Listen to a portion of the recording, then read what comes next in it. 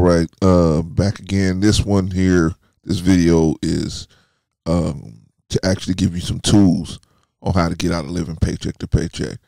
The last one I did was kind of a case study. This one is definitely going to be, I'm going to, at the end, give you some tools on how to get out of living paycheck to paycheck. Real simple stuff, you know, on how to get out of paycheck to paycheck. And it's not stuff you're going to be doing, oh, man, you know, it's going to happen all at once. No, it's a little bit at a time. You do one thing. Once you get that done under control, you get this thing and do that and get that under control. So, but anyway, let's watch this video so we can see, actually see some case studies about living paycheck to paycheck. And some of these people got some good jobs too.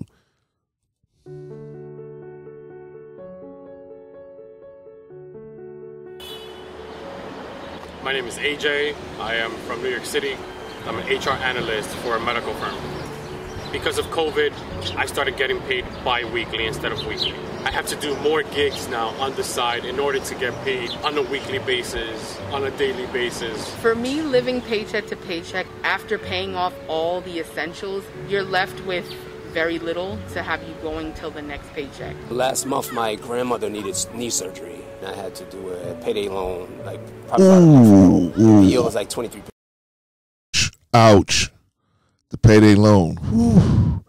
You do not want to get on the payday loan hamster wheel. I mean, I understand, you know, sometimes you got to do what you got to do, but man, if you can avoid the payday loan hamster wheel, because the payday loan is like the spiral to hell, man. I don't think there's any other legal way to crush your spirit besides ladies' night and the payday loan debacle. Anyway, let's move on. Let's move on. Percent per month. It just took forever, 18 months to pay it off. I overdraft a lot more than I want to. I want to say twice a month, maybe. Especially pre-COVID. Just because my money, the income fluctuated at times. I pay like $420 maybe, and that's on a yearly basis. Not proud of it. I'm not the happiest camper about that. Especially if they know that money is going to come in within a few days. I go to cashier checks either by my house or by my job. It's not something I like to do because, you know, you end up having to pay $300, almost $400 just to, you know, cash a large sum. Holy smokes. I would say when you're living paycheck to paycheck, it does affect you. It shouldn't, like, mentally. I sometimes wish my employer did offer advances, yes, in my paycheck, just because of the dates in which the timelines that certain bills fall. Make a way for us to deduct it out of our paycheck. A perfect bank would be no fees. No overdraft fees. I need the money sooner because, you know, there's just bills that are due at different times. I want my kids to be smarter than I was financially. My dreams for them, and all is for them to do better and be more financially educated than I was at their young age. So see, that's why that's why I started doing what I'm doing, because I noticed that these things weren't being taught anymore at the high school or the junior high school level, as they were being taught in the 80s and the 70s. They were being taught at the junior high school and high school level, budgeting, saving, discipline, financial discipline, and even investing. However, that is all gone now. If you can't find it on your own and you don't know somebody that knows how to do this and they don't step to you, you just got to find out the hard way. And a lot of people find out in bankruptcy court, right? Anyway, let's continue on. You can be better in life, right? They can't make the mistakes that I made. So. But if your children watch you juggling bills around, then that's how they're going to learn, right? they're going to learn. I mean, it's not something that, how do you think they're going to learn how to pay bills? They're watching you. How do you think they're going to learn how to love? They're watching you. How do you think they're going to learn how to respond to the opposite sex? They're watching you and me. They're watching what we're doing to try to get an idea of how they're supposed to move out here, right? And sometimes they're smart enough to take the good from the bad. But sometimes they're not. And it's not their fault. If we're the parents, it's not their fault. Anyway, so a lot of people, and it says probably the statistics are probably that 80% of workers, American workers, excuse me, my throat, 80% of American workers are living paycheck to paycheck. And I don't like to even call it paycheck to paycheck. I call it paycheck to Monday or paycheck to Sunday, because after that, most people are out of money. They get their little paycheck. They got 2 days when they got a little bit of money in their account, and then their account is done by Sunday or by Monday. And most of it's just a lack of knowledge and a lack of discipline, right? Well, anyway, I'm here to bring you the knowledge.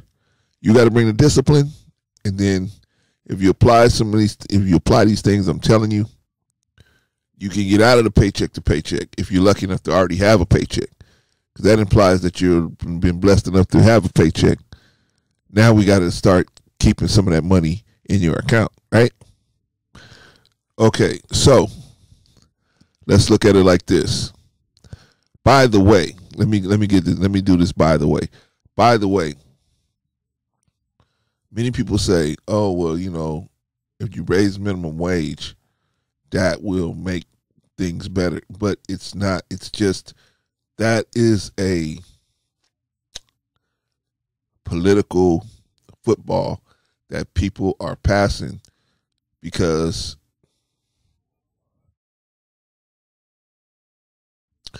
that's a political football that people are passing because of the fact that, see, what happens is, if you work for a company that sells shoes, what the company's going to do, if they have to raise your salary to a minimum wage, they're just going to raise the cost of the shoes to cover your minimum wage, or you and everybody else's minimum wage. So everybody's going to increase their prices to cover the raise of the minimum wage. Therefore, rent's going to go up on housing. Everything's going to go up to cover the cost of the raise of the minimum wage. So therefore, it's not really a raise. It's just on paper, right? It's just on paper. It's like if somebody was 5 steps ahead of you, you stepped up 2 steps, and they stepped back 2 steps. Yeah, you stepped 2 steps, but they stepped 2 steps backwards, away from you. So you the same distance you were before you take the 2 steps. That's what the minimum wage game is. So in other words, what am I saying by saying that? What are you saying, Clarence?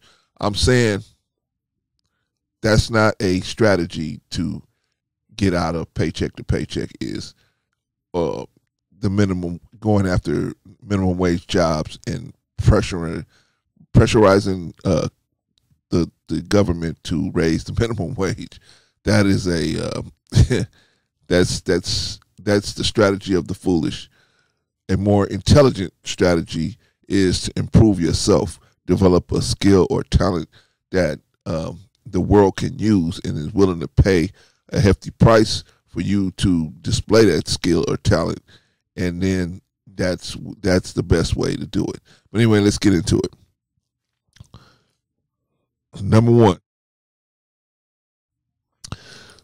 thing is, when you're trying to get out of living paycheck to Saturday or paycheck to Sunday or whatever, or even just having a bad, you just You just don't have enough month to cover. You don't have enough pay period.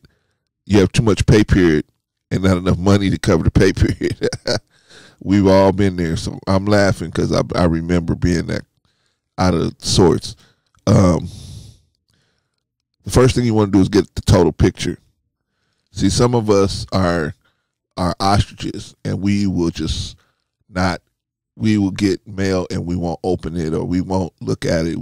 No. Once you make the decision that you want to start having you some money, man, you got to look at the total picture. You got to look at everything. Who you owe. You got to know who you owe, how much you owe them. You got to write all that down. You got to write when you're supposed to pay them.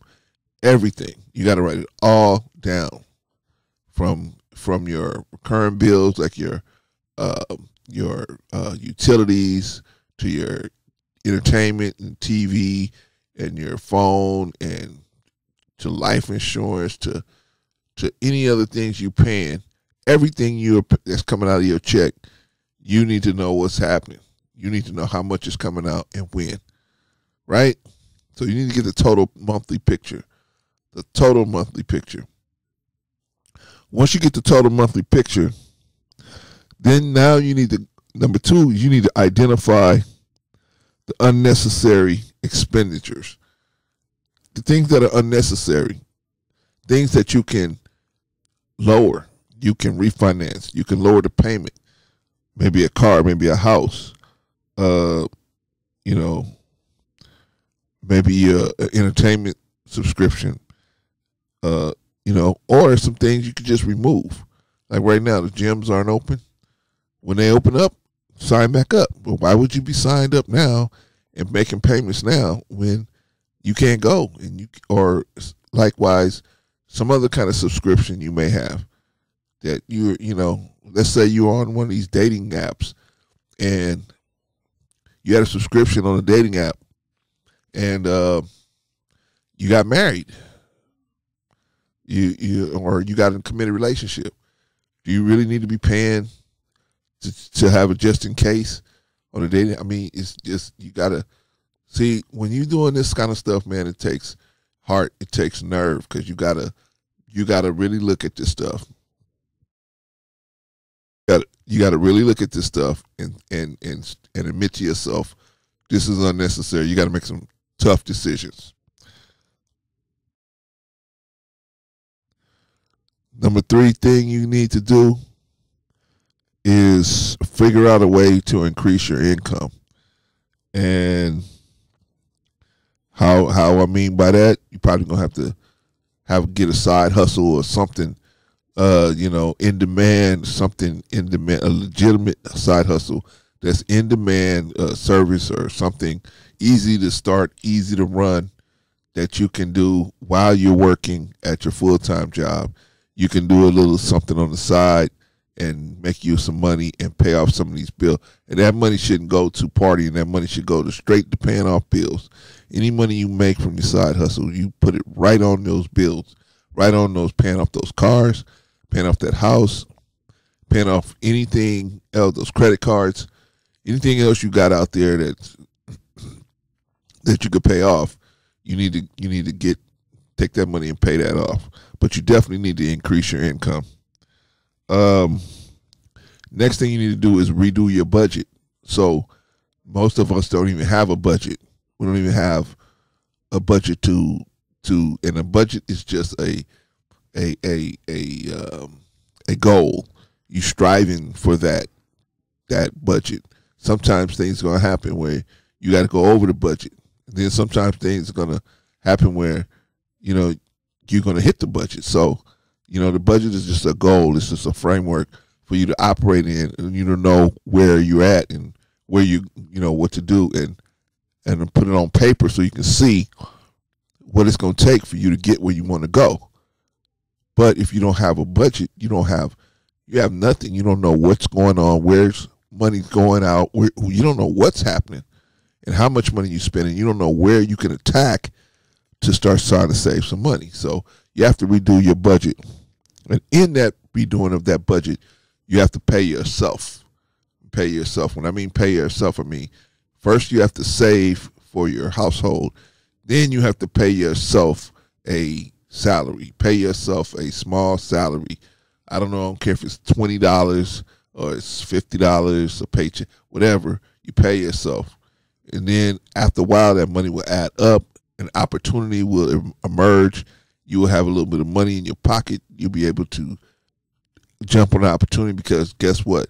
If you want to start your own business and someday be a full-time entrepreneur, you're going to have to get the money to do that from somewhere. And so being employed makes sense. being employed makes sense. So if you're going to be employed, you're going to have to put you some money to the side so that if opportunity comes where you can be your own boss, you have some money to jump on that opportunity. And the last thing I'm going to tell you is being disciplined. You have to be disciplined. So when you go ahead and make out a new budget after you've done all the steps 1 through 3, once you make out a new budget, you have to stick to the budget. You gotta stick to the budget until you pay off everything that you can pay off, and you stick to the budget, or save up enough money. You stick to the budget. Now, I'm going to tell you something that people that tell you how to change your budgets and all of that, I'm going to tell you the part they don't tell you. You're going to get blowback from the family. You're going to get blowback. Your family is going to say, wait a minute, we had Netflix, how come we can't have Netflix anymore? They're going to say, I have a Microsoft subscription, what happened? Or I had a subscription to this or that, or I was able to do this activity or that activity, and now I can't do it. What's going on? And they're going to be upset. And probably the one that will be the most upset is your significant other, because they'll be looking at you saying, what's going on here? How come you're denying us the things that we had that we love? What's going on? You have to sit everybody down and explain to them, we're going to have to sacrifice if we want a better life later. See, the fruits of sacrifice is realization, right? You realize the goal you had because you sacrificed for it. And sacrifices in everything. There's sacrifice in everything, so you're gonna have to sacrifice. So this is the part, but they don't tell you this. You'll see if you look up paycheck to paycheck, people will tell you, oh yeah, go ahead, here's a paycheck, just do it this way, just do it this way. It's a number of different ways, a number of different different ways that people will tell you how to stop living paycheck to paycheck, besides the one I just laid out for you. It's all kind of different ways. People got all kind of different ways of doing it, right? The one thing they don't tell you is the blowback you're going to get. And that what you need to be prepared for is the blowback. You need to be prepared for the blowback that you're going to get when you decide, hey, I'm going to change my life. Because people used to you being a sucker, they not going to want you to not be a sucker no more. They're used to that. They're comfortable with you being a sucker. So if you don't want to be no sucker no more, then that's where the blowback is going to come. So I'm just telling you the truth. I'm telling you the real. You're going to get blowback from this, from your family, from anybody involved who has anything to do with you financially. You're going to get blowback from this. Those of you guys that's, dealing with all these different women, you're going to get blowback because you're going to have to cut them loose or make them pay or whatever you do. You're going to get blowback. So that's normal. So don't get scared because, oh man, my wife said she's going to leave me. If your wife's going to leave you for you improving your life, then man, that pretty much tells you where she's at. And if somebody's going to walk away from you because you decided you're going to improve your life and they don't want to walk through that door with you, then that's fine. You have to be, that's why I say you need to have the faith, faith, finances. You need to have faith, finances, and what's the other one? Faith. Fitness. Faith. You need the 4 F's: faith, finances, and fitness. And faith, finances, and fitness will bring you over to freedom. You'll have freedom. But, like I said, freedom is not always a nice, pretty situation. But it takes a special kind of person to go for their dreams. You only got one life, and if you want to spend it in poverty, then, or check this out, you're too afraid to change it because you're scared about the person that's sleeping next to you, what they're going to do, and the blowback they're going to give you because you decided to change your life. Then maybe you deserve to be where you at. You deserve it. And if you want it, it's there for you. But I think you could do better. You could do better. It's just a matter of losing the fear and saying to yourself, I'm going to do it. Whether they agree with me or not, you got to be like Lot. Whether these people agree with me or not, I'm going to go where I'm going to go be where I'm supposed to be at. If they come, they come. If they don't, they don't. And you're going to lose some people. That's cool. So now I'm telling you the for real side. You're going to lose some people. Friends, right? Because you can't afford to hang out with them no more. You ain't got time to hang out with them going drinking. You ain't got time to spend $50, $100 every Thursday night drinking with them. You got to put that $100 away for your future. I mean, just scenarios. You know what I mean? Can't afford to do some of the stuff no more, especially when you got a lot of outstanding debt. You got to jump on it because you don't know what's going to happen. We see this now. This thing came out of nowhere for the general public. The president and all of those people knew that it was on its way over here, but the rest of us, they didn't tell us. We didn't know. If you wasn't hooked in with them, you didn't know that we was gonna be out here not working for a year, not working for 2 years, having millions of people filing for unemployment every month. Who knew that? So you don't know what's going to happen. You don't know what's going to happen. So the best thing to do is get your financial house in order. That way you can take care of the people you can take care of. And like Noah, the people that want to go on the ark with you, they want to go on that ride with you, they're going to go. The ones that's going to run to the top of the mountain thinking that they're going to outrun the water, let them go. You can't do nothing, but you got to let them go. All right? But you follow those 5 steps I said, and make sure you understand that these people you're going to get some blowback. At least you're going to get some blowback. People may threaten to leave you. Whatever. Don't worry about that. You need to get your life together. All right? All right. Until then, never be the aggressor. Peace.